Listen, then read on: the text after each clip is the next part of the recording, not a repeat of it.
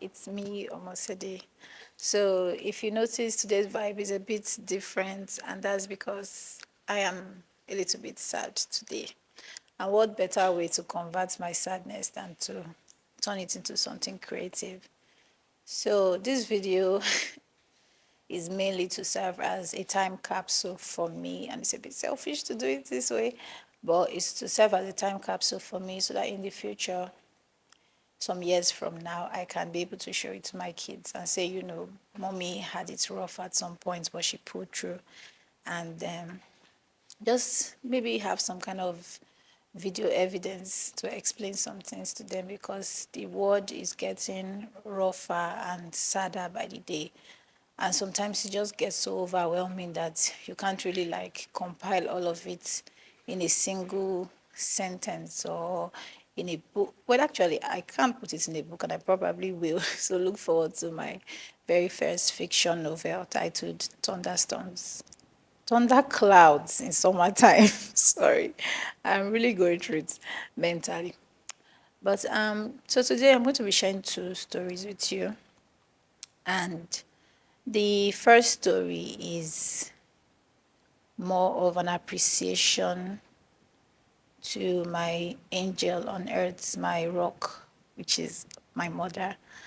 And there's a reason why I'm sharing these stories with you now, because usually I like to keep things, especially my life, very private. And most times I think because I'm not someone who lives in the present mentally.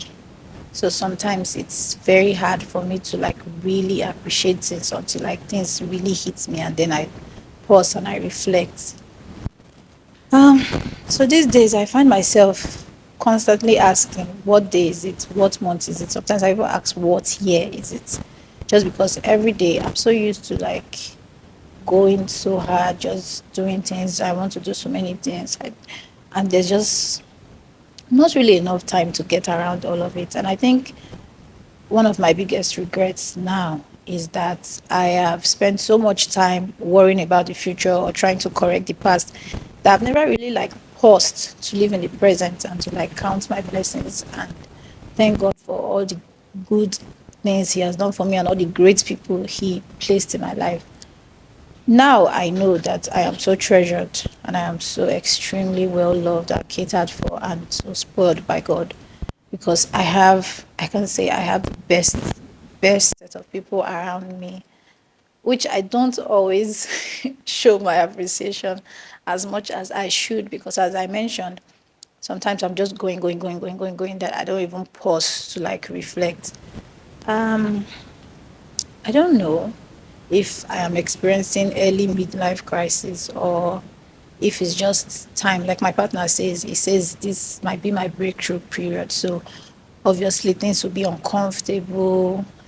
I would feel a tinge of unhappiness just because I need to get to the next level.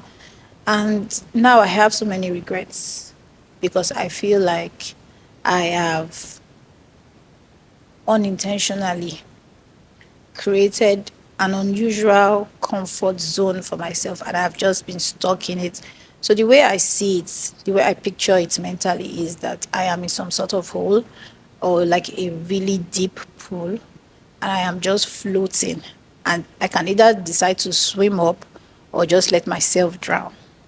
So I think that is the stage of life that I am in now mentally because I have all this on paper, all these great things going for me, but I still don't feel like I have fully become who I'm supposed to be, especially at this point in my life, because this is a change over or a turning phase for me. And I'm so appreciative that I can actually pause and say, okay, you know what, this is a very detrimental part of my life. And I need to be very careful how I proceed and what I proceed with. It's not like I don't know what to do because, as I said in the previous video, I am very spiritual. So most times I have dreamt of the future. So I know where I should be going. And I know that it is a beautiful, expected end that God is preparing for me. But as my brother said when I called him to explain some of these issues, he said, fear may be the only thing holding you back. Now, it's not fear of the unknown because actually, it actually excites me to like try out new things, and just because even as of now, I dabble in a lot of things. I try not to let myself down too much. Like I try not to betray who I really am. So whatever interests it is that I have at a certain point, I always try to like pursue it, at least attempt it. If it works out, fine. If it doesn't work out, then that's okay. We try something else. So I can't really say in that aspect that I've let myself down. But I would say that the part where the regrets that I have are not like chasing what I know that I should be chasing as much as I should, like pausing the wrong things and continuing to carry on. I mean, pausing the right things, sorry, and continue to carry on with the wrong things. So that's the issue.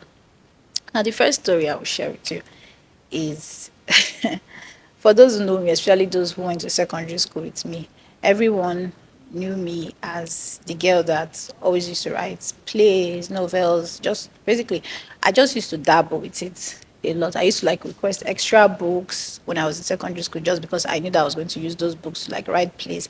And I wonder where those books are. I guess my mom might have some of them. And if I wasn't doing that, then I would probably be sketching.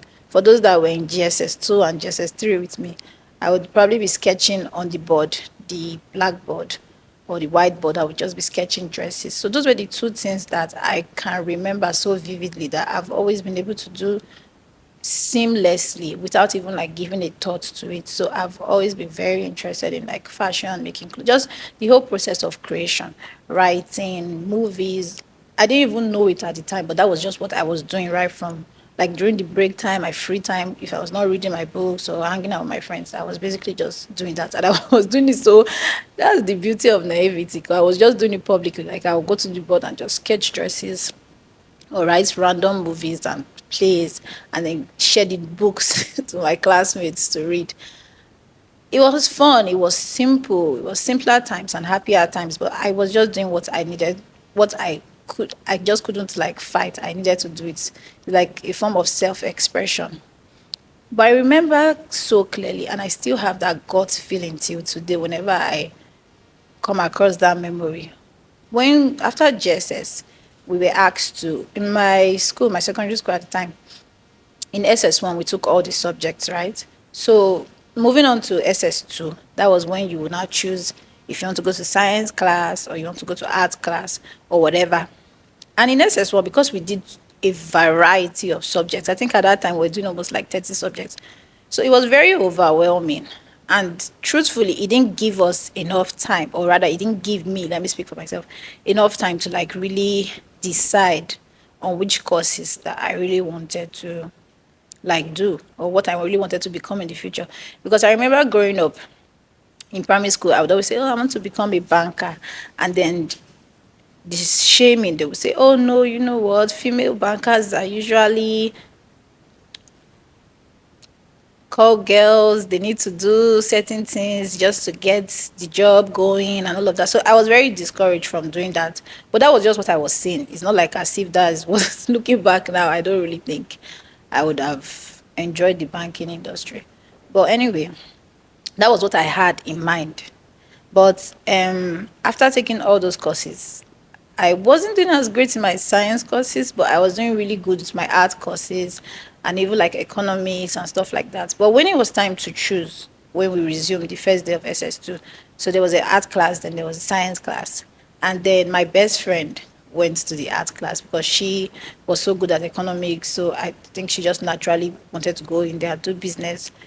But most of us went to science class. Science class was so full that there were barely any seats for us. So I remember the first day I entered the class and I sat there. And then the art teacher came in and she was like, when she saw the crowd, she had to ask us, like, are you people sure that all of you that are here really want to be here? And I knew in my heart and in my guts, even as a teenager then, that I shouldn't have been in that class. Even my best friend tried to sway me, like, oh, why don't you come over to art class? At least we'll be in the same class. But I was like, no, I want to be a doctor. Because back then, either you were a banker, a lawyer, or a doctor. And they already said banking was not a good job for females. So I was like, okay, fine, let me just go with doctor. And I went into the class and I sat down there. And I remember she came to me, like she walked up to my seat And she looked at me, she was like, "Are you sure you want to be here?" I was like, "Yes, yes, yes." Like I was saying that outright, outside, I was like, "Yeah, yeah, I want to be in that science class." But in my mind, I knew my spirit just like my spirit kept telling me, "You know what, get up and leave." I remember after the first term, I wasn't happy. I didn't like the class. I didn't like the subject. And I would always like, because the art class was just right opposite the science class. So I would always look out the window because I sat down by the window. And I would look at my friends in the art class. They all looked like they were having fun. They were creating stuff and just whatever. And then that was when something changed. So we had a new English teacher. Shout out to Miss Ayano. I love you forever. So she came in and she asked us to write an essay, like a comprehension of my classmates and me. So I wrote mine as honest as I could possibly be without snitching because I'm a very observant person. So I can be in a room and you may not even take note of me, but I'm taking note of everything. So I put everything into that essay, how the class is divided, how everybody like I just basically wrote what I needed to write and we submitted it. And then the next day, I get called into the teacher's office, which for every student is like, you are going to hell because the teacher's office was a very, like anything that make them call you into the teacher's office, that means you are in trouble or they are going to judge you so intensely because all the teachers are there. And then obviously, it's not like there's anything you're going to discuss there that will be private. But anyway, I got called into the teacher's office and I went and she told me to sit down. And then she asked me, she was like, I read your essay, and of all the essays in the class, yours really stood out to me. So she was like, "Is this how you really feel about the class?" I don't even remember the exact words, but I remember that that was my most honest writing up until that point. Because prior to then in SS1, I just used to write plays and stories and all of that, and like pass it around like storybook. So basically, I used to write storybooks. But then this time I was actually writing about my life, my reality, my emotions, how I felt about being in that space. So I remember she asked me a few questions. She just wanted to be sure that I was okay. And then she really like drew my attention to something that I had not known or I had not realized, which is like she told me, she was like, you really have the potential to be a good writer. Like you just need to keep at this. And if you have any questions, you can always come to me if you have anything. So that became like my favorite subject. I loved English because I just love to write. I love to learn new words. And she was very encouraging. We became very close actually. Even till today, I have her number because she's one of the people that really like opened my eyes to see how good life could get if I just do what I was probably born to do. We'll see, time will tell. But yeah, so after then, I still ended up graduating from the science class. I still didn't leave the class. I went on to study chemistry, another regret. So it was just like because I ignored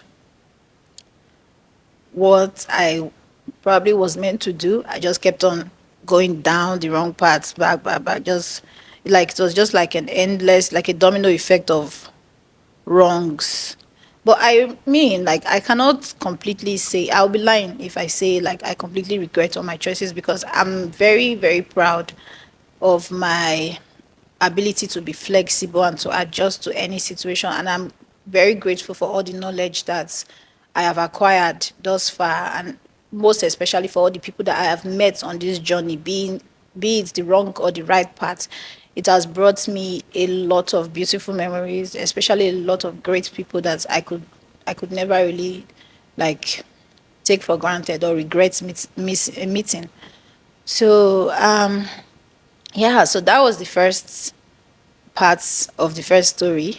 Until a short time ago, I've always been a very ambitious lady. I've always been a go getter. I've always had big dreams to write selling books, produce world ranking movies, be a boss, a CEO, an entrepreneur. I wanted to do so many things with my life. Those were my dreams. But recently, I've come to, especially since embracing self fully, I've come to realize that what I crave, what my soul needs, are the simpler things like daily joys, living a peaceful life, and just being able to say, I got through the day. I think that would be more than sufficient to keep me happy. And now I have the most important dream of all, which is basically the dream I've had my whole life, which is to be a great mother. If I can even be like half as good as a mother as the mother that I have been so blessed with, then I would know that I've achieved my purpose on this earth. And that does not mean, or that's not to degrade women that don't want to have kids, or women that already have kids, or women that like go after their professions, because you can always do both. I'm trying my best to do both, but I'm just saying at this point in my life, my priority is to work towards becoming a better person, a better individual, to be fully myself as Omosede, who God has destined me to be, so that my children can be proud of me, my incoming children in the future. I want to be able to teach and love my children from a place of experience and intense love. I want them to be proud of me. I want to not just be their parent, but somebody that they can look up to in every aspect, emotionally, spiritually, and even financially too, because obviously it's my duty to protect and provide for them. But I really do want my children to see me as an idol figure, just as I idolize my mother.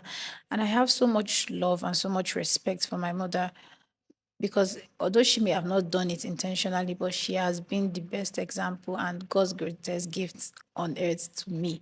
Although I usually say to her, like, oh, I know God sent me to her to be like her miracle, her, her love, her best friend, and basically everything that she may have needed in a person and in a partner, because my mother didn't end up getting married. So she raised me as a single mom, but she's living the most beautiful life that anybody could ever imagine.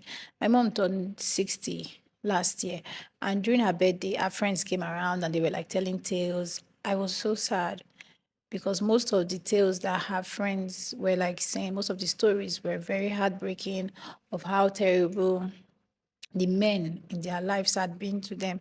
And of all her friends, my mother ended up being the happiest, despite she was the one without no like actual husband. But she ended up being the happiest, but she had so much freedom, so much joy, so much just bliss, that it just kind of made her so much more youthful. Because although she's in her 60s now, she looks like she's in her late 30s or early 40s. She's aging like fine wine, as they say. And I think those that type of peace and grace is not something that you can actually buy. Although I ended up being her only biological child, but she has more than 50 children that she has raised as her own, and those people actually recognize her and see her as a mother figure, and also like as a mother, they love and value her just as much as I do. And I'm so incredibly grateful to God that I don't have to feel so much pressure to take care of her. Although yes, naturally, I would want to do my best and make sure that she's happy and she's healthy all the time. But it's nice to know that I am not alone in taking care of her. That there are so many other people that love her as much. I want to see her doing her best. And I think that's one of the reasons why I tried my best to stay kind and respectful, because my mother not only told me but showed me that it's very important in life to be kind to people and also to be as respectful as you possibly can without compromising your own self values or compromising your joy. Although I'm still trying to work on that part of compromising, because sometimes I feel like I stretch myself too thin. I always want to make sure everybody around me is happy, everybody around me is okay. And sometimes I tend to forget about myself because I'm too busy worried about others, trying to put everybody's life in order. But as an empath, I've come to realize that you get to a point where you start to lose yourself. And when you start to lose yourself, you start to lose bits of your heart, because there's too much, I know there's too much love and too much care that I want to give to so many people. But I also have to, at some point, start giving that to myself. I need to be able to take breaks and say, you know what, this is me time, this is my self care, and this is what I prioritize at this time, and this is what I want to work towards. So that being said, um, so I will tell you the first story now. I already started it, but I would go into more details. Growing up, my mother, being the champion that she is, although she came from a family of comfort, her father was a chief, so obviously she didn't need to lack for anything. Most of her siblings were trained abroad, but she always she has always been an independent and hardworking person, and I try to emulate that too. And I think most of some of those traits have rubbed off on me because I also try to do my best and work hard and make sure that I'm comfortable without having to depend on anybody. So my mom, and I can't even imagine like how tough it must have been for her back then. Because even now, it's hard to be a single mother, much less back then, with all the societal norms and um, just things that people would say to her. But she stuck it out, and she even went as far as like working self off to make sure that I was catered for. Like we lived a pretty average life when at least the first few years of my life when it was just my mom and I exclusively. We were best friends. We did everything together. We ate together. We showered together. We left the house together. We came back around the same time. We were like the closest of the closest. We were bonded. And we had an ironic relationship where my mom is like the child in this relationship and I'm like the mother because my mother calls me mommy. Although most people call me mommy because like in nature I'm very mother like I want to care for everybody. I want to make sure everybody is okay. So a lot of people just naturally call me mama or mommy, including my own mother too. So growing up, our dynamic was very funny because at some point I was raising her as she was the adult because at the end of the month she would bring her paycheck and she would say, oh, this is how much I've earned. They took so deductions for this, for that, for that. Then she would not ask me, okay, what are the things you need this month? What is it that you want? And I will make my list and then we'll just basically decide how we're going to spend our paycheck. And mind you, although my mom was working in Omosede, Nigeria Limited at the time, she stayed there from when I was in primary school. I think since when I was in kindergarten, she was there till when I almost rounded up with the university. So she was there for a long time. That's the people that produce cowbell milk and some other products. So she wasn't just in any department or any of the fancy departments. She was actually working in the factory for all those years. I think almost 20 years. She was in the factory working herself off every single day. Even till now, she still carries scars from doing that hard labor job because like sometimes she can't really hear very well because of like the constant noise of the machines that like destroy her eardrums over time. I'm so sorry that she even had to go through that because I guess those were the only high paying jobs that she could find at that time. And despite being a woman, she did a man's job. Like she wasn't just working and typing, she was actually like the one working in the department where they would like produce the milk, do the packaging, carry the boxes and all of that. But it wasn't a terrible job. It was just physically demanding. But we thank God that she got through it. And I'm so grateful to God that He restored her health and she's doing so much better now. But because of that, seeing how hard she had to work to make sure that there was food on the table, it kind of foils me to do the same, especially for when my children will eventually get here. So I'm trying to build something now towards that time so that at that time I don't have to work as hard or at least as much so I can actually spend time with my children. But my mother never really lets me feel lonely at any point because although like working in Lagos, you have to get up really early and come home really late. So most times she would get up at 5. I would also get up with her, we'll shower together, we'll have breakfast together. Then I'll go downstairs to wait for the school bus because the school bus usually came around like 6 or before 7.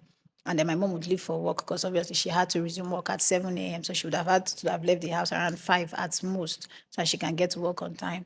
Then I'll go to school, come back, spend some time with my neighbor. Then by 7 p.m., I'll go home. And getting home on my mom's off days, she used to like make several meals. So after school, all I just had to do was like heat it up to eat and keep some for her. Then when she come, we'll eat dinner together. I'll go to sleep the next day. Same routine over and over again.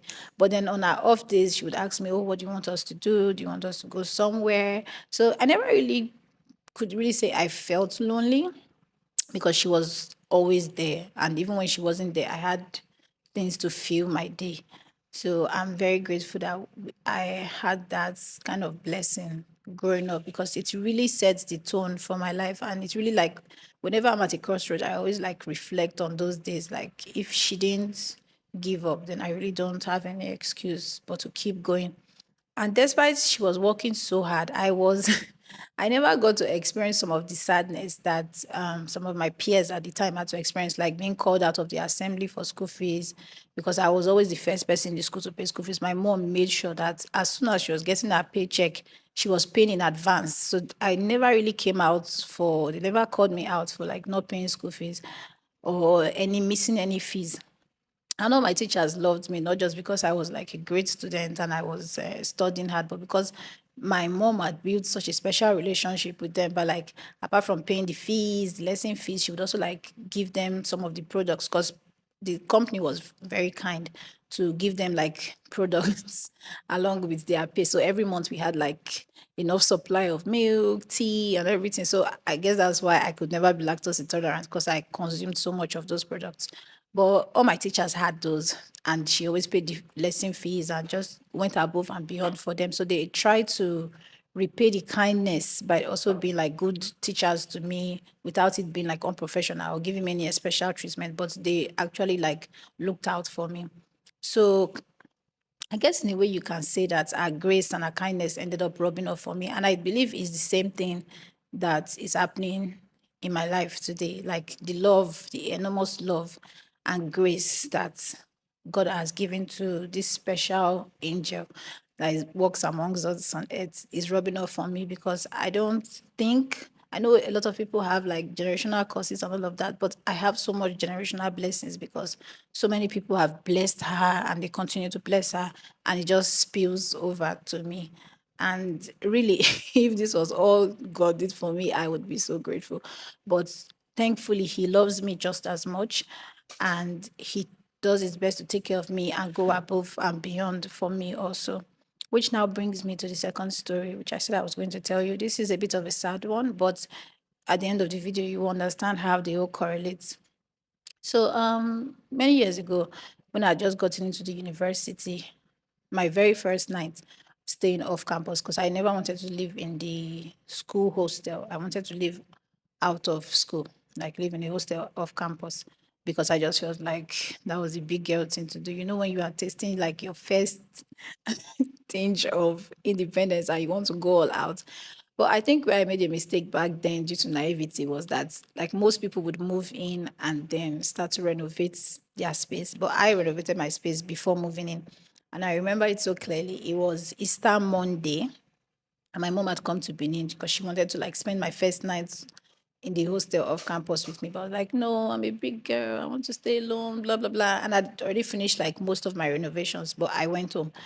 So the first night that I was going back to actually sleep and start living alone was one of the worst nights of my life. And it scarred me for life. But at the time, I didn't realize that I was traumatized by it up until something happened recently that now just kind of like triggered everything.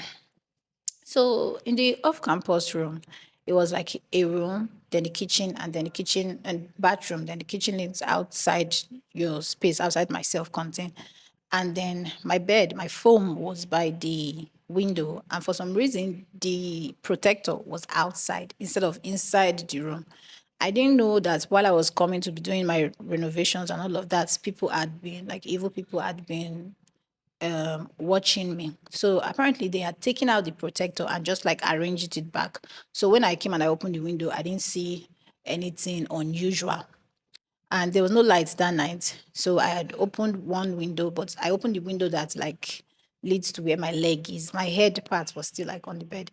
But God being so kind, I was so restless that night. I was unable to sleep. So I just felt like, okay, maybe my cycle was coming. So I'd been going back and forth to the bathroom.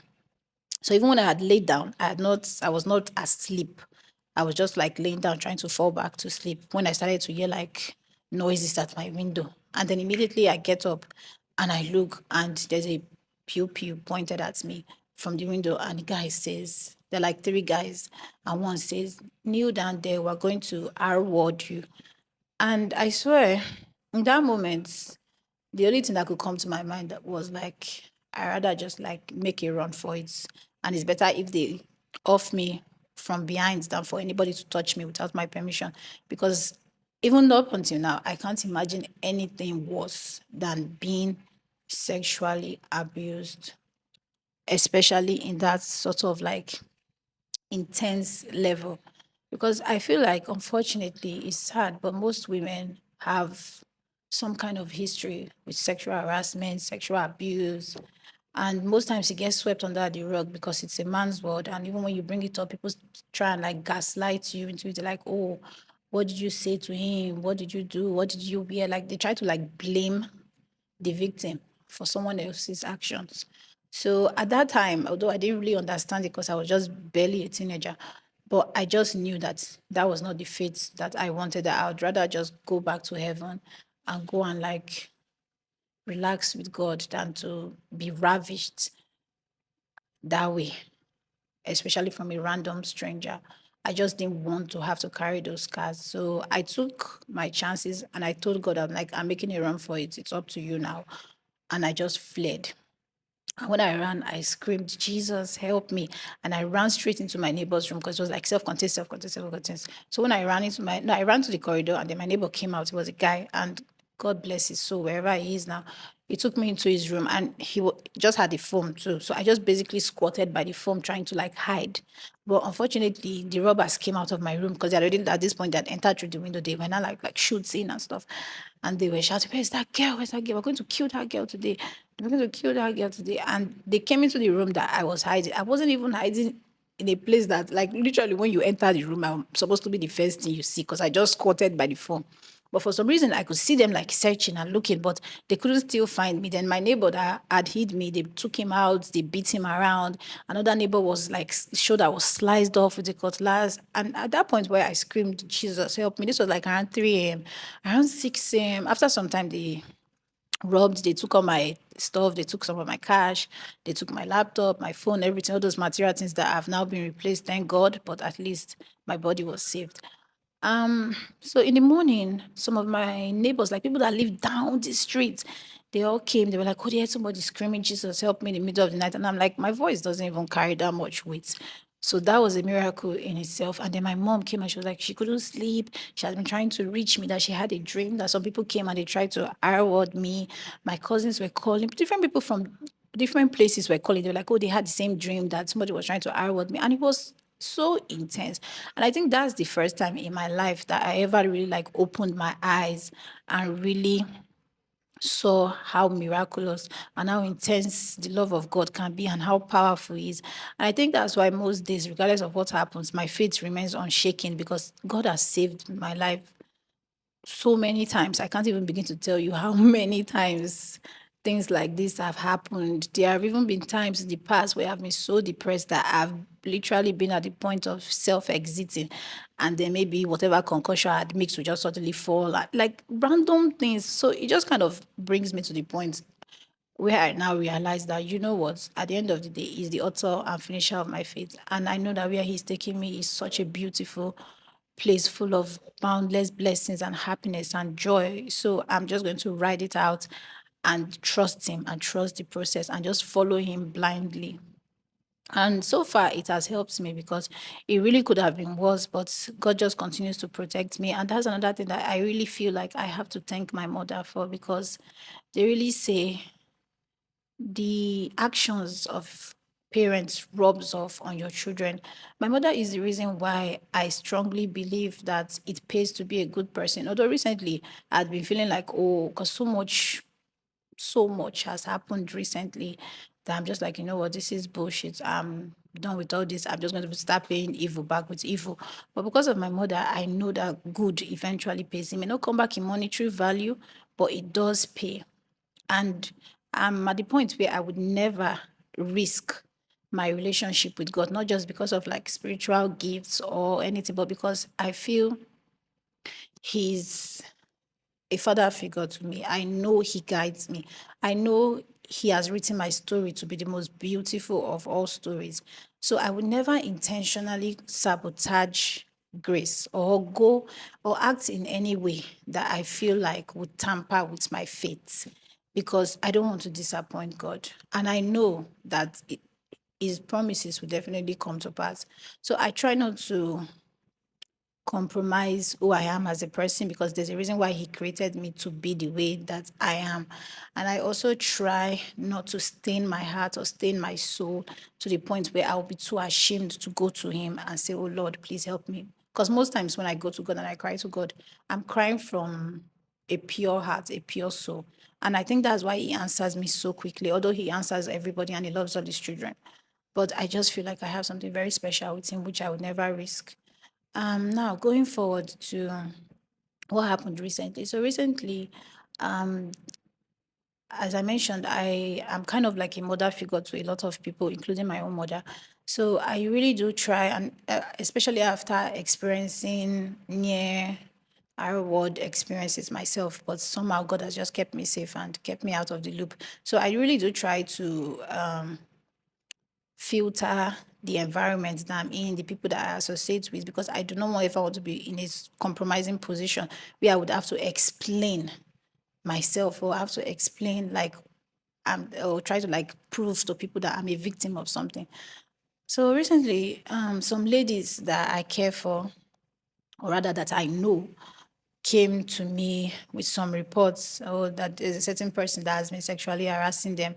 But unfortunately, there was no like physical proof because these were suggestive harassments. Even myself inclusive, but I had shrugged it off as what a stupid joke. So I took it up with my seniors that were supposed to handle it and said, okay, this is what's going on. Please, can you step in and like do something about this? Because it was a situation that I didn't like at all and it made me very uncomfortable because it's something that I just really never wanted to have to deal with again, especially at this age. But unfortunately, the response that I got was very disappointing because it was like, oh, some said, oh, are you sure these ladies are not just lying? But I'm like, this is a random group of ladies. So what do they really have against this particular person that they would just choose to lie on this person? And then at some point they're like, oh, it may just be jokes, it may just be suggestive, it's nothing serious, and let's just leave it off with a warning. And it really, really did sadden me because it ended up showing to me or proving to me that at the end of the day, sadly, there are some men that will cover for each other, regardless of how disgusting their fellow man is acting. And it's sad and it's crazy because those men are part of the problem because these women, they could be your children, they could be your sisters, they could be your partners in the future. You never really know where life takes you. And even if they are not into you, it's not right that when somebody is doing the wrong thing and he continues to do the wrong thing because he got away with the first one, that there is no action taken. And being somebody that was almost sexually harassed, I feel so terrible because they came to me with trust and I felt like I could protect them because this is something that is not supposed to fly. But unfortunately, I couldn't do anything about it. Even at some point, they were like, oh, let's call the ladies and question them and ask them what really happened. And I'm like, no, why is it that every time that something happens, a woman has to prove herself? She has to explain, oh, this is why this is happening to me. Why do we have to be both the victim and the villain at the same time? It's disgusting and it's incredibly sad that even at this stage, where the world has come to, as enlightened as the world has become, many things just still keep getting swept under the rug simply because men just have to cover for each other or ignore some things. Some years ago, a co-worker, a colleague he had been hitting on me, which I'd just been ignoring because obviously those were verbal approaches. But there was a day he tried to like touch my bum and I gave him a dirty slap because I would never let any man touch me without my permission, never. But he tried it, and then when I hit him and the situation escalated, he now came back and then he was like, "Oh, why are you so aggressive? It's not your mate. He may just be toasting you. What's there? Are you people not adults? What's there? If a man asks you out, why can't you just say no?" I had been saying no. I had been saying no for months. Nobody did anything about it. But when he touched me and I decided to take action, it became an issue. I now became the bad guy. Like, why am I not mature? Why can't I? Why do I have to take it? Why do I have to tolerate it? Why do I have to let this man put his hands on me if I don't want him to? Some days ago, I was going home. It was past 9 p.m. I was driving home.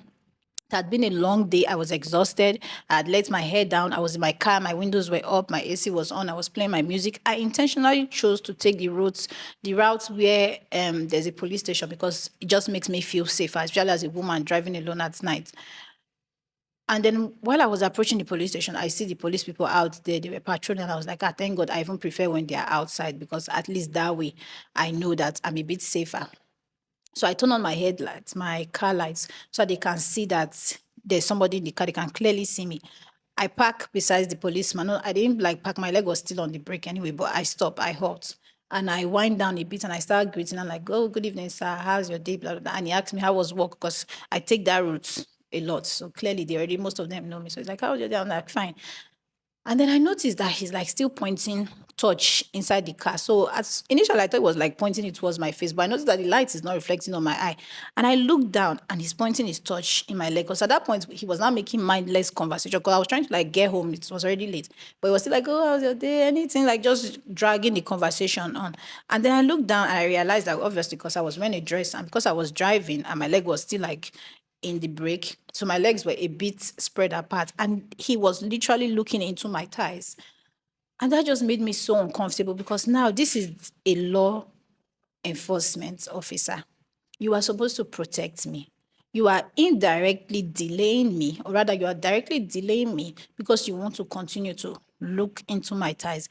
Mentally, I'm not even aware because I'm looking up to you as, oh, I have found protection. Let me quickly show my respect to this man and move on. But you are intentionally wasting my time simply because you want to continue to look in between my thighs, which at that is just disgusting. It's a sick, sick culture. And I really do hope and pray that things get better going forward. The reason why I have taken my time to highlight some of my female idols is because I know women that have done better. I know women that have taken life by the grip and said, you know what, I'm going to ride this out and I'm going to come out on top and I'm going to come out happy. I'm going to come out strong. I'm going to come out successful and I'm going to set an example for other women. I have so many incredible women in my life. And I thank God that the partner that I have now too is also somebody that I can feel completely safe around. It's somebody that I can also look up to. It's not just somebody that loves me, but somebody that is willing to protect me. Like sometimes when somebody knocks at the door and I go and open the door and I look back and I see that he's standing there because he just wants to make sure that I'm okay. He wants to know who is coming to check on me. He wants to be sure that if there's anything, he's there to protect me. And really, I couldn't be more grateful. So I know that if women just raise their children better, especially their sons, the next generation will not have to deal with half as much drama and BS that we've had to deal with for so long. We've had to carry across generations because as women, we are taught to live to please men. We are taught to silence our pains. We are taught not to even have dreams, or we're taught to redirect our dreams because certain jobs makes us look promiscuous. We are taught to just live our lives simply to please men for the most part of it, especially in the African culture. And it's sad and it's something that I hope and I pray that I'm able to correct and also like lead by example for my children, especially for my girls, and also to teach my boys how to behave as proper gentlemen. Because I usually tell my partner sometimes, I'm like, I'm so scared to bring a female child into this world because it's so hard for women. You can work your ass off and just do your best, and people will say, oh, you know, she only got this far because of a man or because of this. That. Like they always just take away our successes from us. They always just try to find a way to like demean you and just beat you down and belittle you simply because you are a woman. And it's something that I've had to deal with a lot, especially like in the line of work that I do now, which is the reason why like I really look forward to like the future because I know really better days are ahead. And I really do hope that the world becomes more accepting and kinder and just generally more loving. But we thank God for grace. And I thank God that God is not like a man, like a physical man, because really women would have been seeing so much shaggy that even if you put it in a series, that series will never be ending. But we thank God for grace because regardless of what happens, we just keep carrying on. And I really truly do believe that life will get better for all of us. And I pray that everybody gets the love that they deserve, that you find people that are really made for you, be it in friendship, family, relationship, whatever, or even in the workplace. I just hope we all like are able to find peace and find true joy and just do better as humans. Thank you so much for sticking it out with me. I love you so much and God bless you. And hopefully I can see you on the next video. But they might be a surprise, might be a short film. Finally, we're working on something. So looking forward to seeing you guys. Please like, share, subscribe. Love you. Bye.